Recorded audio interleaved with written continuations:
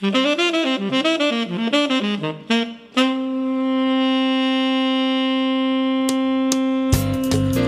WAMU 88.5 at American University in Washington, you're listening to the Politics Hour starring Tom Sherwood.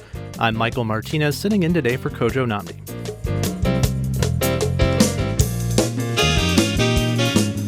Tom Sherwood likes to tweet photos of sunsets from his apartment in Southwest Washington. When he's not doing that, he's our resident analyst, a reporter for NBC4, columnist for the current newspapers. Tom, can you believe this election is almost over? You know, I'd like to see it extended another month. Really? Yes, because I'm crazy. I would not disagree with that. I will say that you're not wrong about the crazy part. This is the best part of democracy in the Republican form of government. And I just think people, they're upset by some of the tenor and tone of this. I was talking to Bishop Buddy at the Washington National Cathedral this week. Who's holding a special service on Wednesday. They have services every Wednesday, but all the Episcopal churches, they're having a reconciliation service. A healing service on Wednesday. We're going to talk about that in the tone Kojo of this show. election. But, I'm an enthusiastic endorser of politics, and people should vote. I always say, if the only exercise you get is exercise your right to vote. I really like it. I can't wait to see what happens Tuesday. Well, if this election feels like it's taken forever, the very beginning of this cycle in 2014, there was one local reporter who is still on the beat, and we have convinced him to come back for today's Politics Hour. That is Mike DeBonis, a reporter for the Washington Post. And on top of all of the other things to celebrate with Mike being back with his local roots, we can celebrate this. Happy birthday, Mike DeBonis. Oh, gee. And welcome back to the Politics Hour. We're always glad to be back. I may not journalist. Tom may be the senior analyst at this table, but I'm getting more senior every day. Well, we're also joined in the studio by our guest today, our first guest, Yvette Alexander. She's a member of the D.C. Council. She's a Democrat who represents Ward 7. She chairs the Council's Committee on Health and Human Services. Welcome to the show. Thank you. Happy birthday, Mike. Thanks, Council Member. Another Scorpio. Oh, God. When is your birthday? October 1st. Oh, my ex-wife's birthday. Now, to bring back... let's get back on topic. Yeah, to get back on local topics here for Mike. Now, this bridges your worlds in Congress and in local D.C. Earlier this week, Jack Evans, Ward 2 council member, chairman of the Metro Board, was asked by the Washington Post editorial page what he thought of the idea of a control board for Metro, of the federal government taking over running the D.C. Metro or the region's Metro system. Tom, what did you make of this? It triggers a lot of feelings in people when they hear the word control board, anything but a control board for Metro. I'll tell you what Jack Evans is trying to do as chairman of the Metro Board. He is trying to reset the table on an organization that's for 40 years has not functioned well since it started. He said the Maryland and Virginia and the district have got to change how this organization is run. There's no dedicated fund service. It's deep hole for its current budgets. It's in deep hole for its long-term budgets. And the system is not going to work. It's going to continue to get worse before it gets better. Jack Evans is trying to raise the temperature.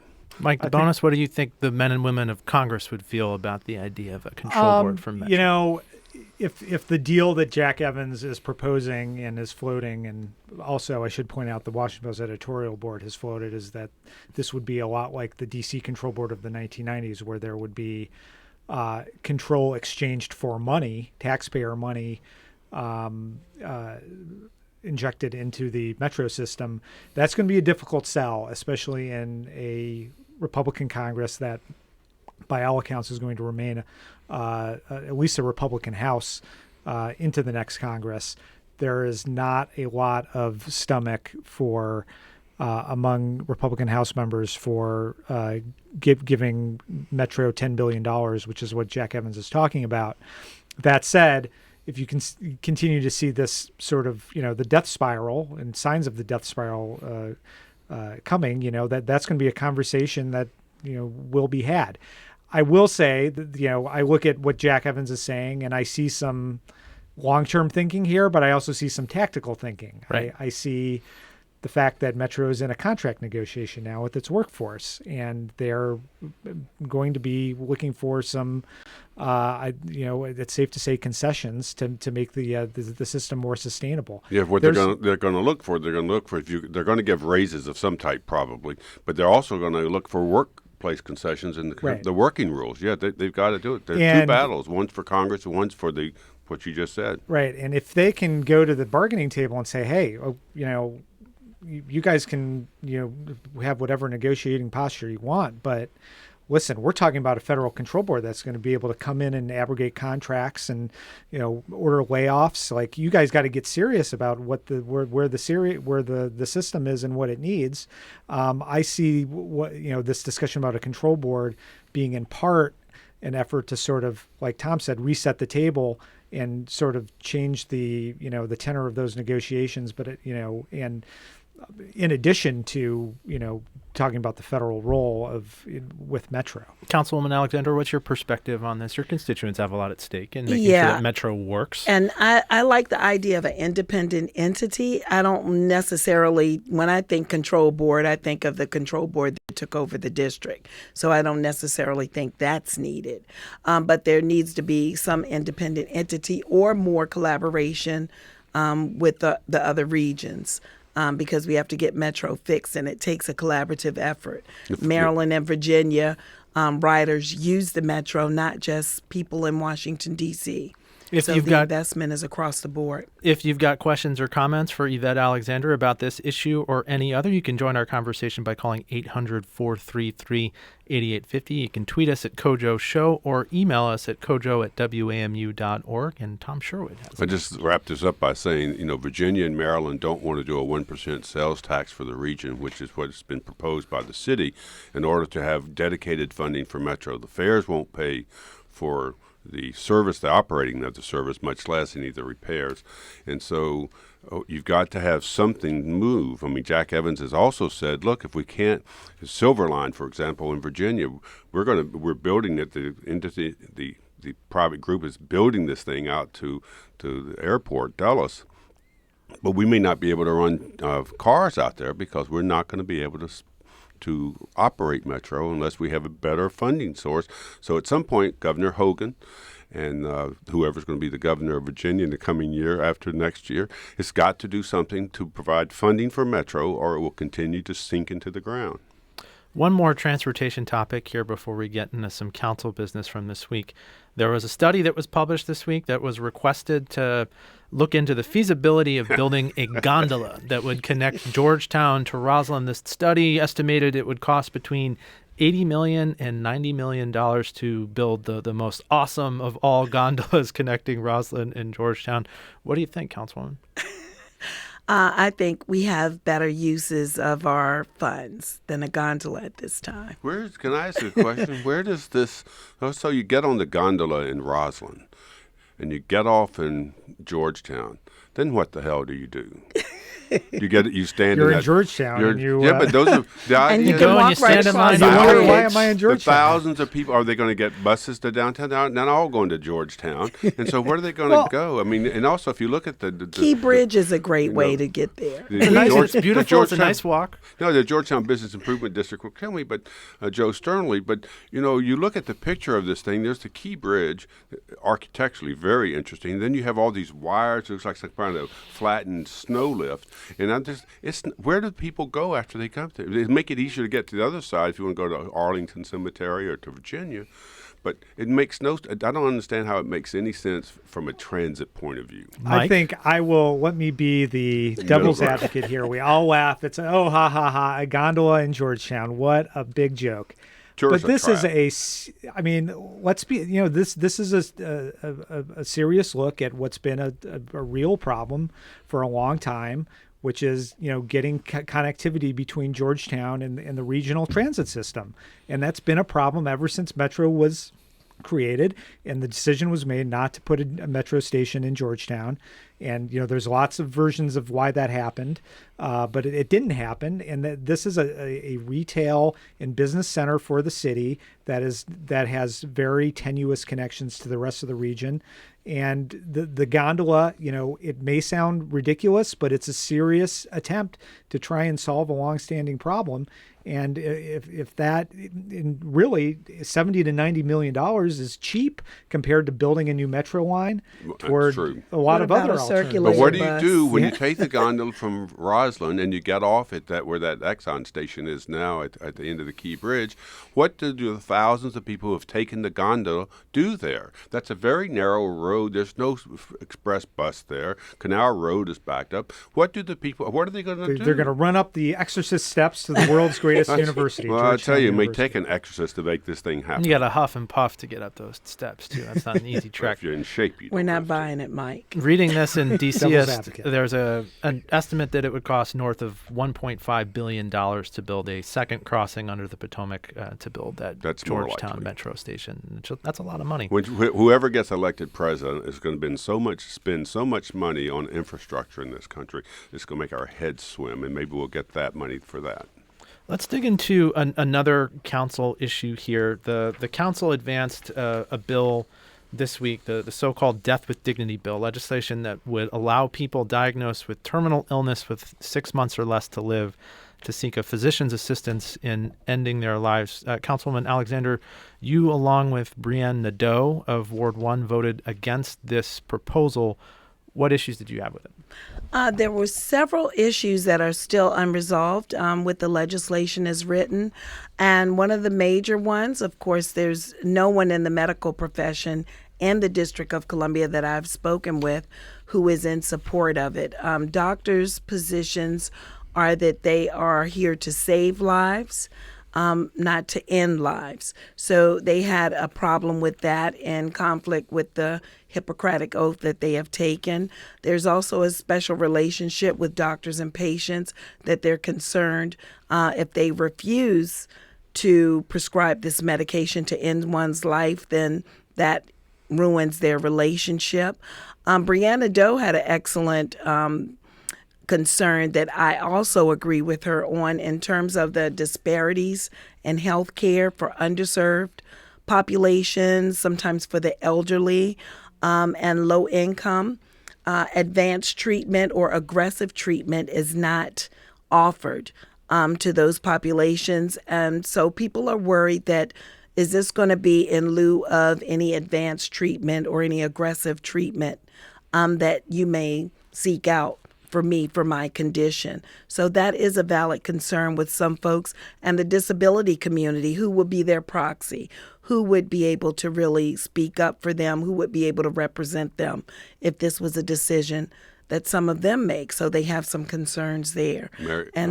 I'm sorry, excuse me, Mary Che, who is the sponsor of the bill, says that there are enough safeguards to address many of the issues you just addressed, that you have to make an affirmative declaration both in writing and in orally within a 2-week period that you want to do this, that you have to have 2 witnesses, one of whom cannot be a family member, and that the doctors are not forced to give you the medicine. Right. You have to take the meds yourself. They can't be injected. So she says that there are a great number of safeguards here that will keep people from being rushed into doing this because they're depressed or because there's some unscrupulous family member who wants the inheritance or some doctor who says those this are still person's not valid paying. concerns in my view. And lastly, in Oregon, which the bill was modeled after, it was decided by referendum. So it was decided by a vote from the residents of the state. And I think that we could have done the same because this issue had so many people who were so passionate about their position, either in opposition or in support of, that we should have taken this particular issue to the voters of the district. The vote was 11-2. No, by referendum. No, I'm saying the council vote, that was 11-2. That was a fairly strong affirmation Yeah, for this but there were legislation. far more many residents who expressed either support or opposition of. Let's see if we can hear from some of those residents right now. If you'd like to join our conversation with Councilmember Yvette Alexander, if you've got feelings about the Death with Dignity legislation that the council advanced this week, you can join our conversation by calling 800-433-8850, by tweeting us at Kojo Show, or by emailing us at kojo@wamu.org. I'm Michael Martinez, sitting in for Kojo Namdi today on the Politics Hour, joined by Tom Sherwood, our resident analyst, and by Mike DeBonis from the Washington Post. Now, Tom Sherwood. Well, the one thing I want to ask, apart from whether this should go forward or not, with the 11-2 vote, it appears it is, and looks like Mayor Bowser is going to allow this to go ahead without her signature because she has her own personal concerns about it. It was one of the most emotional debates I've ever seen at the council. Several council members referred to personal family matters. Kenyon McDuffie from Ward 5 had to stop speaking and got up and actually left the council chamber because he was so overcome by the discussion. His father died only recently, a few months ago. He came back, and I know that Councilmember Silverman hugged him, and maybe you, I can't remember who the other person was. Got a hug. You got a hug. That was pretty, that was a pretty strong emotional. conversation. And people don't know. This is one of those particular instances that you don't know until it actually happens to you, how you would decide. Maybe I would decide to take pills to end my life. You just don't know the circumstance. But we all have had that circumstance, and I've had also the other option. I actually witnessed my father take his last breath. He succumbed to colon cancer some years back, and he was in hospice care at that time. Now, I can't determine, I don't know whether or not he was in pain, whether or not he wanted to be, in that predicament, whether if he had the choice to end his life, that he would have. So it's a very personal decision, and it was a tough one. And people saw, my colleagues saw both sides of it, so they could understand. But when their major reason to vote in support is that they felt people had the right to make that decision for themselves. Right. And if people have that right to make that decision for themselves, then I would have really liked to seen that expressed through their vote in the form of a referendum. So, Councilmember, a lot of the reporting that's been done on this issue and the politics of this issue has focused on that there's a racial aspect of this, that African Americans in particular feel that have some particular reservations about this. Do you agree that there is a racial dimension to this, and how do you see that? Right, there actually is, and Mike, thanks for bringing that up. For one, people feel that they may not be given that most aggressive treatment, that they're at a disadvantage when it comes to medical advances.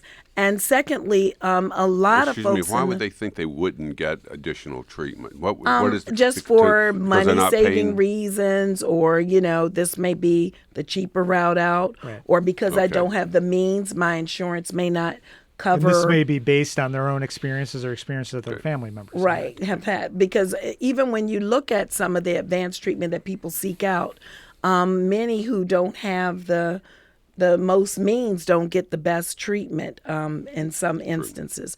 And then just overall culturally in the African American community, people just have been taught over the years that you take care of your family member through whatever happens. And, a lot of religious aspect that, don't play God will take care of, But what about, I'm sorry, go ahead, Mike. And that's real in a lot of communities, especially a lot of minority communities. That's real. Let me ask a loaded question here. Do you think that the current D.C. Council is mindful of the way that the average Black resident of Washington, D.C., the person living in Ward 4, Ward 5, Ward 7, feels about these issues? Well, actually, Councilmember Nadeau expressed that. So I think it depends on the demographic that you represent. Or, to be honest, I guess if you're not in it per se, you don't experience it. And I think that's why we need representation on the council that represents all aspects of our community for that understanding. And you're not seeing that right now.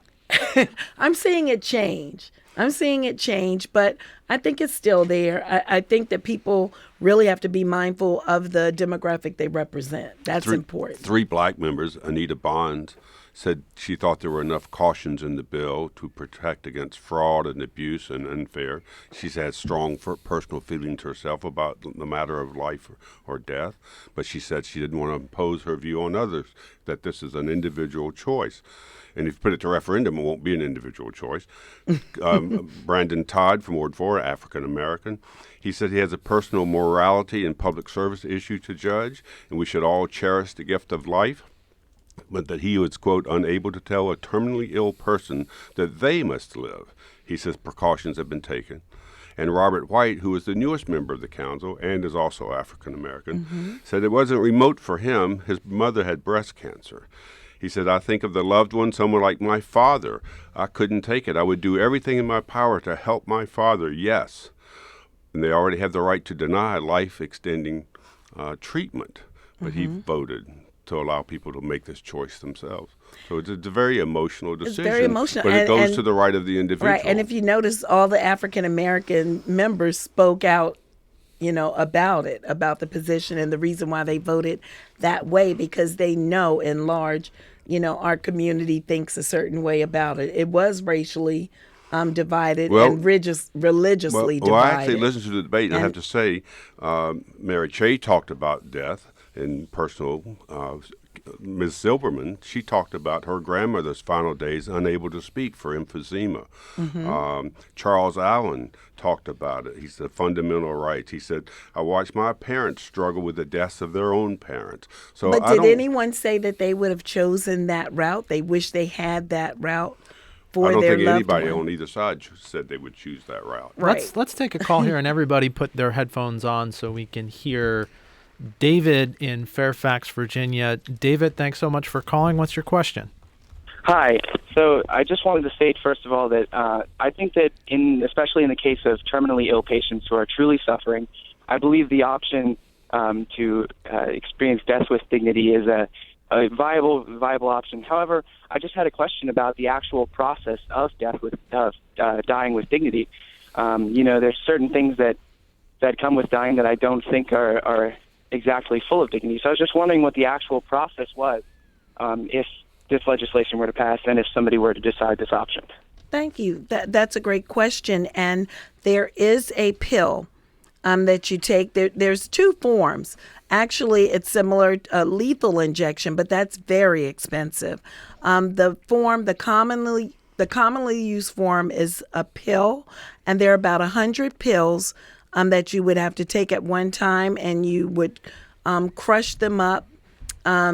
By the most popular form, you crush them up and put them in like an applesauce or, something like that, and you physically, eat it. And maybe within about 30 minutes or so, a person would fall off to sleep. So that's what I hear. One of the concerns as well is that there need not be anyone present medically, a medical professional, for the administration of the drug too. So that's another concern. But that would basically be the process. Okay, David, thanks so much for your call. Tom Sherwood. I just think, again, you have to twice affirmatively state twice within a 2-week period, both in your own spoken word and written word, that you will do this. You have to administer this drug yourself. Is it correct that no one has to be present, that you can do this in the privacy of just around your relatives? I thought, okay. But also that the medical emergency management, the ambulance service, emergency people have to be notified in advance.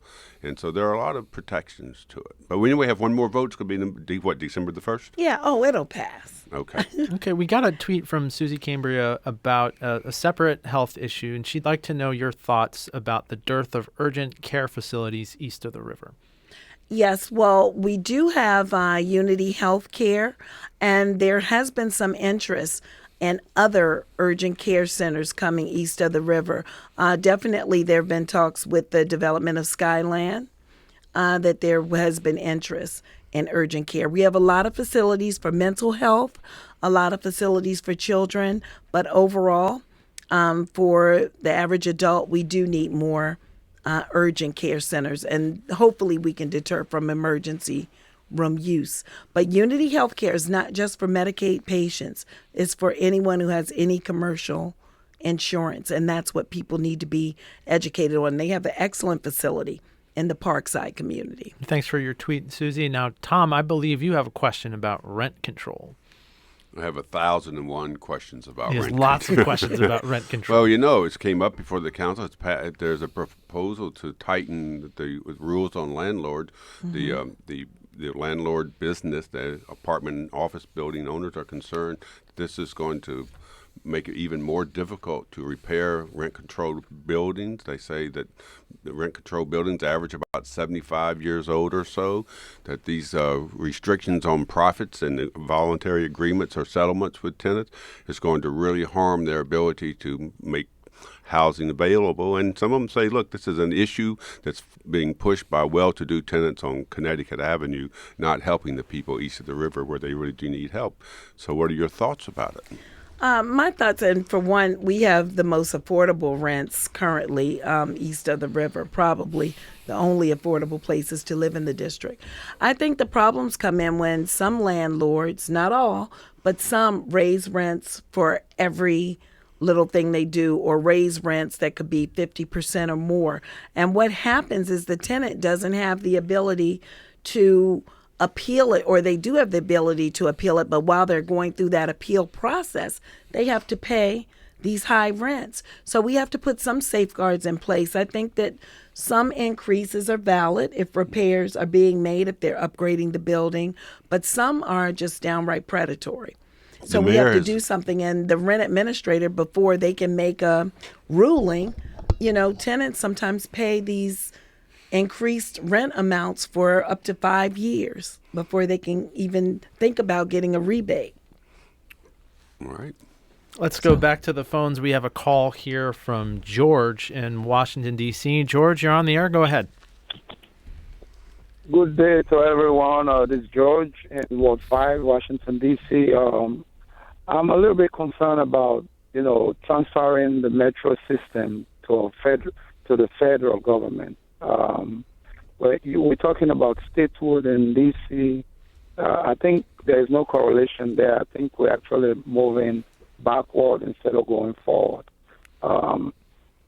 We should. The federal government owe a lot to the district government because most of the facilities here in D.C. and the structure that D.C. has is currently mostly being used by the federal government. So I don't think we should be turning over the metro system again to the federal government. I just want to share that. And Yvette, kudos. How are you today? I'm fine. Is this George Banks?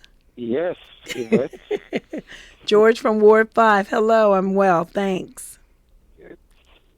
Okay, George, thanks so much for your call. And to that point, I think we're sort of toying with I don't want to use the word scare tactic, but I just did. It's something that prompts a conversation, even if it doesn't necessarily have that good of a chance of passing. But speaking to bring the autonomy issue into this, I know some opponents of the Death with Dignity bill are actually hoping for congressional action, that Congress would intervene to block whatever the district wants to do on this issue. Is this something that realistically could happen, Mike? So I have gotten no indication, heard nothing from anyone on the Hill that this is on their radar at all.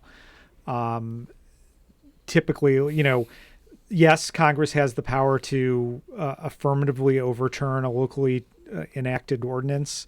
That has not happened in many years, and it would be very difficult to do so with a Democratic president and possibly a Democratic Senate. If Republicans were inclined to do that, what would be more likely if this were to bubble up as an issue would this happen through the appropriations process that happens every year. That said, there is not a strong national lobbying effort on this issue the way that you see on abortion, the way you see on gun matters. It's difficult to see that this becoming that sort of kind of black and white issue that would become something that would be negotiated in the when you get down to the brass tacks of a big spending bill. It's been a couple of years. The Congress blocked medical marijuana for Sure. 10 years or Yeah. something like that. The Congress blocked needle exchanges for drug Right. And of prevention, course- and abortion being the numero uno Yeah, issue. the- But this has, again, but we've had same-sex marriage, we've had marijuana, we've had a number of issues which. To the Congress's credit, it should butt out, and it did butt out. Right. And I would appreciate that too. It has failed in 22 other states, the bill. But even though my vote reflected, my lack of support for this, Congress, I would urge them to stay out of our business. The residents have spoken. Let's take one more call here from Blake in Washington. Blake, you're on the air. It's your turn. Hey guys, thanks for having me on. Thanks for having this discussion. I love listening to NPR. I love listening to you guys every day as I drive. This is in regards to the death with dignity conversation you guys are having just a little while ago. Okay, go ahead. All right.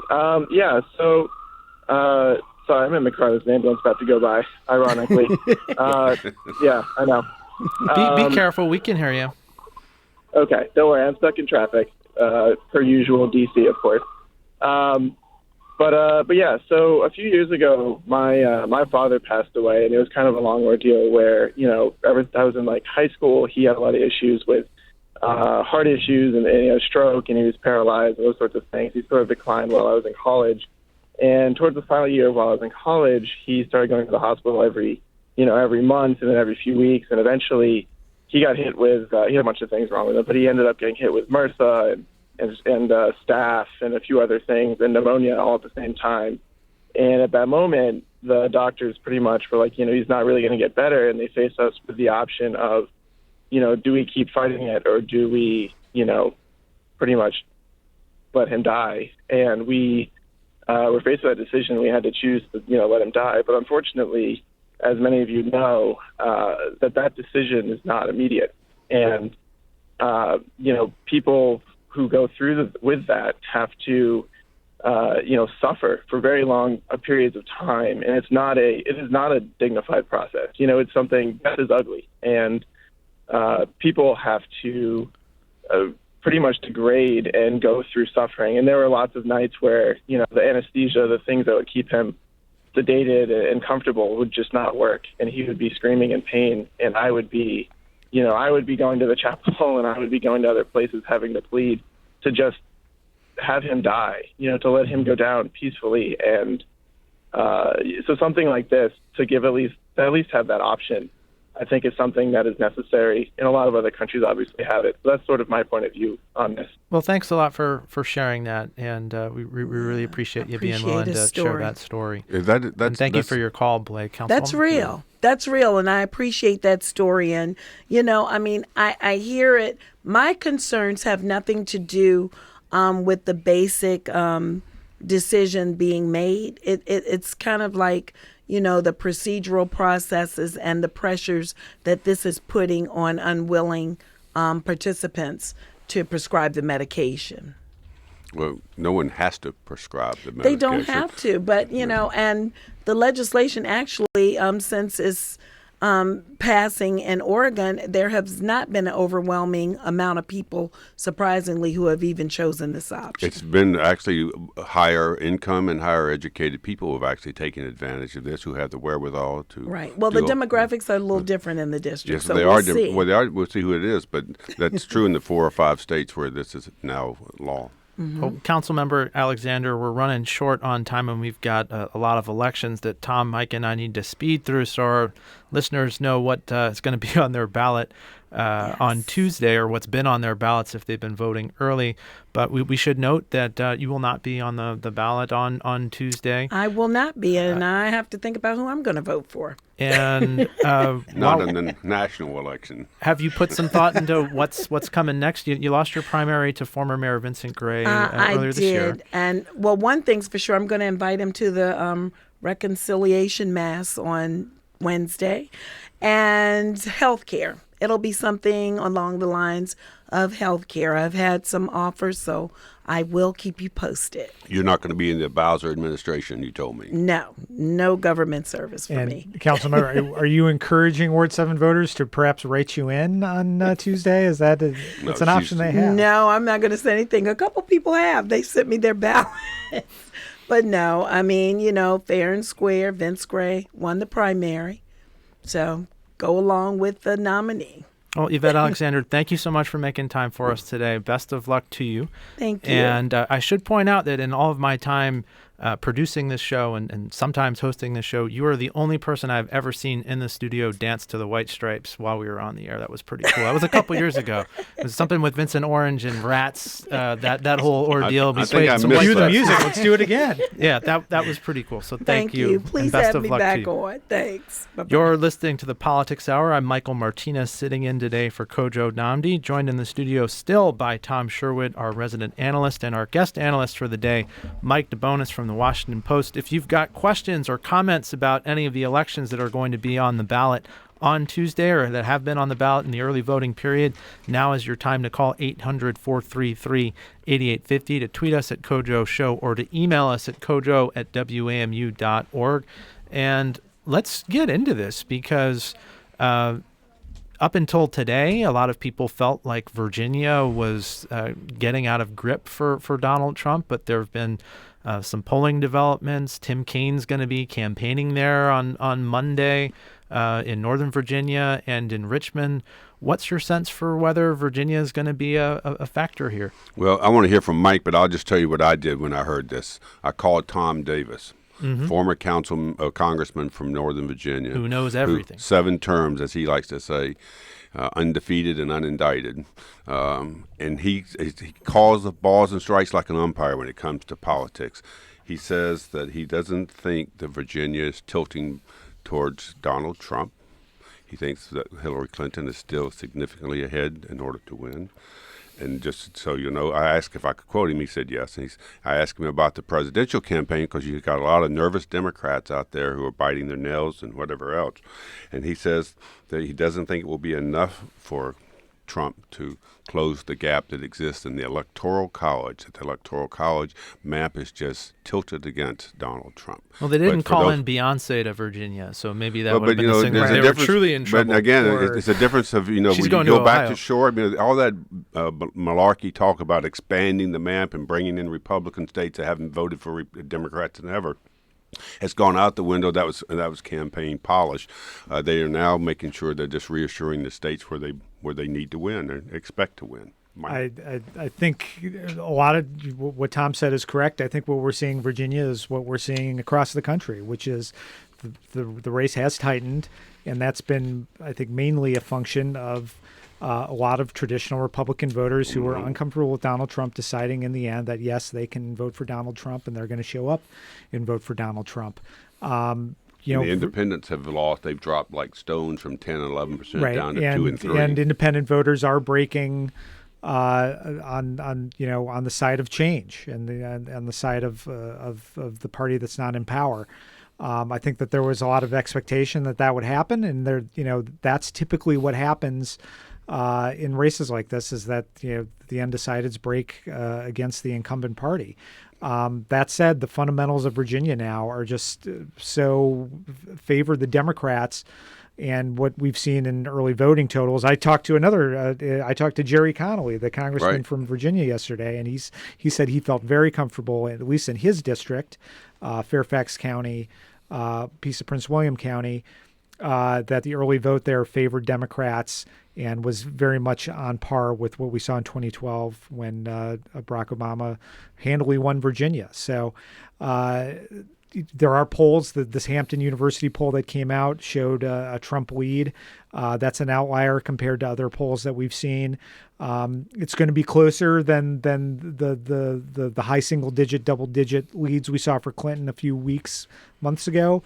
But if you're the bedwetting type for a Democrat type of Democrat, I wouldn't quite go there yet. Well, you're keeping track of the House, so let's talk about the neighboring district to Jerry Connolly's district, where Barbara Comstock won this seat 2 years ago, she replaced longtime Congressman Frank Wolf. She's running for re-election against Luann Bennett. What's your sense of what's going on in this race? So this is nationally one of the House seats that is being most heavily contested on either side. A lot of TV ads. A lot of TV ads. In fact, I just had a person who tracks the TV ads pull the numbers for me. Viewers in the DC media market are being treated to, almost $6 million worth of ads just this final week. That's management of my TV station thanks you. Whoever. It's a great time to own a broadcast TV station. Anyone who has turned on it, anyone who watched the World Series, anyone who's turned on a television in the last month knows about Barbara Comstock and her views on certain Bennett. divisive social issues. They know about Luann Bennett and the preschool she was supposed to build, and her stance on taxes. That said, on both sides, they think this really comes down to what happens at the top of the ticket. The Virginia's 10th congressional district is super duper tight, and the last two elections, Barack Obama and his Republican opponent were separated by less than a point. For Luann Bennett to win, I heard a Democratic consultant say this to me today. Hillary Clinton's got to win in the high single digits, low double digits in a district that has not shown that sort of performance in the past. In this congressional district, maybe tell people it goes from the the close-in suburbs of Washington all the way to Winchester, and right. The farther out you go, the more Trump signs you see. Most of the votes are in Loudoun County. Yeah. All of the district is in Loudoun County. All of Loudoun County is in this district. It also has some of the more Fauquier, Prince William County, a little bit of Prince William County as well. But this is exurban. It's sort of rural / suburban. It's very closely divided along partisan lines. And you're really going to have to see a tremendous collapse in Republican support for Donald Trump. Republicans just not showing up to cast their vote. And also, remember, don't forget, Barbara Comstock called on Trump to get out of the race after the horrific And remarks. that was going to be my question, because before we move into other districts here, what kind of candidate has Barbara Comstock been? She's put some distance between herself and Trump. She's an established Republican, and she's very popular in the inner parts of this district. But the question is, will the Trump voters who will still turn out in Virginia, will they ignore Barbara Comstock for what she did by turning her back on Trump? That's not an uncommon thing around the country, but in this race, it could have an effect. Look at what the Democrats are doing. I think that's the most instructive thing. They are trying to paint Barbara Comstock as an extremist Republican. They have highlighted her stances against gay marriage, abortion rights, those sorts of things, to paint her as part of a intolerant Republican Party, and also the whole Trump phenomenon. Now, Barbara Comstock broke with Trump and has been trying to separate herself from Trump for many weeks now. And the question is she going to be able to be seen as a phenomenon apart from Donald Trump? I think that there's some evidence that that's true. She won the Washington Post endorsement, which is not nothing in a district like this. I think that will give license to a lot of people who are going to be voting for Hillary Clinton to split their tickets.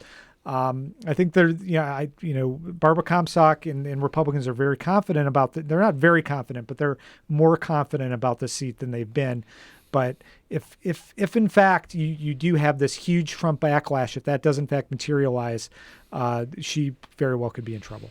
Let's talk about some other congressional races in a second, but first let's do something completely different and take a call from Laura in Silver Spring. Laura, you're on the air. It's your turn. Hello, I'm in Montgomery County, and we have a question on the ballot, question B, implementing term limits on our county council. And I just want to let people know that this was a Robin Ficker amendment. He is always trying to get into public office in Montgomery County, and he tends to fail. So this is a way to get a bunch of open seats so he can try to get on the council. The Montgomery County Council took some brave steps in shoring up our public school system, and I just want to bring up that we can vote our county council out anytime we want. So let's give the power to the people in voting and not let Robin Ficker basically kick out, half our council. Laura, thank you so much for your call. I appreciate it. And Tom, this is a serious issue in the sense that there are some people in Montgomery County who are frustrated by the lack of ideological diversity on the council. They feel like there could be better representation there. Robin Ficker, obviously somebody who's known for lots of different things in the D.C. area. I saw Mike chuckle. He might have been thinking about Robin Ficker's days showing up at the Bullets games when he used to sit behind the visiting team's bench and was better known as the heckler. But this is something that could have serious ramifications on the Montgomery County Council if it would basically turn over. This is question B on the seats. ballot. If you haven't voted yet, it's question B, and it would impose term limits. This is one different wrinkle. It's 3 terms instead of 2. Often you see these term limit things at like two and you're out. So 3, and that's given it more support. The fact that it's Robin Ficker, as this caller just indicated, has been dismissive by many people, but it does have some support. I've talked to some very high-level Maryland politicians who think it could well pass because there is this dissatisfaction this year that goes across all the elections from president on out, that people are not satisfied with the way things are. And there have been enough issues in Montgomery County for to be a possibility that it passes, even though many of the politicians don't think it's a good idea, that you just create a veteran staff to run county agencies where you have constant turnover. I think it was Roger Berliner said, it takes a while to learn how to be an elected leader. You can't just have new people all the time. I said, what if we had term limits on reporters? I wouldn't be here. God, I need Tom Short in my life. Term Please don't limits put on that. stories about limits. Robin Now, I Ficker. should say I think that- term limits and financial disclosures for reporters. I should say that if this feels like a lot to keep track of, we do have a very good tool for you up on WAMU.org right now. That's WAMU's voter guide. If you want to compare candidates and learn more about what's going to be on your ballot, you can go to voterguide.wamu.org. Now to look at something else that will be on the ballot in the district right now to bring things back to Mike DeBonis's local roots. We're going to go to Margot in Washington, D.C. Margot, you're on the air. It's your turn. Hi. I'd like to know if any on the panel think that people in D.C. will vote against the district becoming a state because they don't like the proposed name that's written into the proposal. Thank you. Tom Sherwood. District of Columbia, Washington, Douglas Commonwealth. Yeah. I believe I would be stunned if this doesn't pass by a very large margin because people basically are for statehood or self-determination. I think there's some irritation over the name, the Constitution that's been drafted to initially do it. We had Eleanor Holmes Norton on the program last week. Mm-hmm. And she talked a little bit about it not being called New Columbia. But she also said on this program that she's not certain it'll go anywhere in Congress, that this is still building a movement to get things done. So I think it will pass. Some of the details of the name, all that, will not sway anybody enough to keep it from passing. Mike, what do you think of the name? Naming things is always difficult. Is it better than New Columbia? I've never been a fan of New Columbia. I've for a bunch of reasons. I actually think that the idea of trying to preserve Washington D.C. is of some merit, and Douglas Commonwealth is the least bad. If you start from that point, Douglas Commonwealth is probably the least objectionable way to do that. So it's difficult. I mean. Well, I mentioned before, you're keeping track of everything that's going to be going on with the congressional elections. What else are you looking at locally on Tuesday night? We've got a Senate race in Sure. Maryland, the race to replace Barbara Mikulski, Chris Van Hollen running against Republican Kathy Szeliga, Green Party candidate Margaret Flowers. Is this a race that Republicans could win? Is Chris Van Hollen going to cruise into this one? usually us reporters try and be diplomatic and say, you never know. We know that Chris Van Hollen is going to be the next senator from Maryland. Maryland has not sent a Republican senator to Washington since Mac Mathias in 1986. And there's nothing in the cards this year to indicate that that's going to be any different. There was some thought, maybe last year that John Delaney might face a significant challenge. That was my next question. What's going to be going on in Maryland's 6th district? In Maryland's 6th, Republicans are not the national Republicans. We in races like that, you tend to look at the money. Are the national Republican groups, the National Republican Congressional Committee, and the super PACs spending money there? They are not. I think Republicans are not playing there because they know that John Delaney is going to win. Ami Hober, who's his opponent, is fairly conservative, does not have a lot of appeal to the D.C. suburban portion of that district, although there's a big portion in Western Maryland where she's likely to get a lot of votes. And this was a district that was carved up in the last census to be more amenable to Democrats. Exactly, and there's no reason to think that that's not going to be the case. And in Prince George's County, there's a provision to expand the county council from 9 to 11 seats. That's gotten some publicity too. So I don't know how that's going to play out, but a lot of people were talking to me about that when I was out in Prince George's County the last couple times on last week. I'm going to actually take a call about that very quickly from John in Adelphi, Maryland. John, you're on the air. Go ahead. Thank you. All the civic groups have come out against Question D because basically it would give more power to development interests. In fact, the Democratic Party didn't take an official position on it, but then they didn't produce their own sample ballot, so the developers have funded a phony Democratic sample ballot that supports D. Well, who put it on the ballot? Where did it come from? I was trying to find the genesis of the whole thing. Can you quickly say? Yeah, the county council put it on the ballot. They held hearings in July, and everybody pretty much testified against it, but they put it on anyway. And it also allows at least 2 people to potentially get around term limits if it passes. Well, thanks so much for your call, John. Unfortunately, that's all the time that we have for today. And I would encourage anybody who wants to know anything more about everything that will be on the ballot on Tuesday to check out our voter guide at wamu.org/vote. And everybody vote. Tom Sherwood, thank you so much for making time for us today. Always good to see you. And Mike, welcome back to the local beat, even if only for a hot minute. Great and happy birthday. Mike DeBonis is a reporter at the Washington Post. That's it for the show today. Don't forget, today is the last day for early voting in the district, which is the only local jurisdiction where you can still hit the polls early. Whether you're voting today or later, be sure to check out the voter guide at wamu.org/vote. While you're there, check out a story by our colleague Martin Ostermule about the mock election at Barnard Elementary School in Petworth. It will restore your faith in the democratic process. And be sure to meet us back here Monday at noon. We'll speak with the Right Reverend Mary Ann Buddy, Bishop of the Episcopal Diocese of Washington, about how we might heal rifts and reunite a divided nation after a bruising election season. That's coming up Monday at noon. Until then, I'm Michael Martinez sitting in today for Kojo Namdi. Thanks so much for listening.